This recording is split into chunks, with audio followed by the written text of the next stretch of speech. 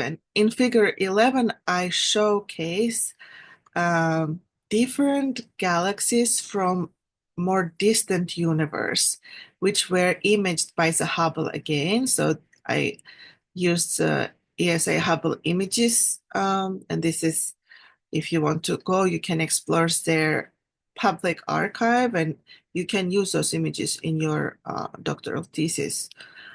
Um, yes, and these ones, for example, some of them are tadpole type. So basically, more distant galaxies start looking a bit different. They are not exactly elliptical and spiral galaxies. And that was very interesting that you can have different morphologies.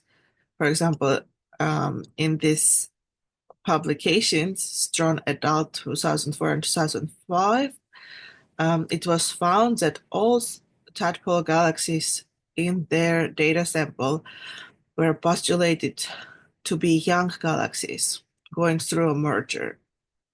So very interesting.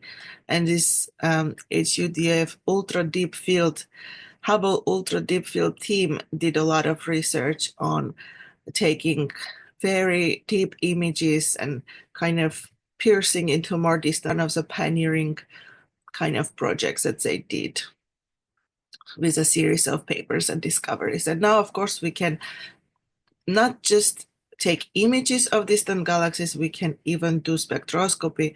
We can use several different telescopes to pierce into the distant depths of the time.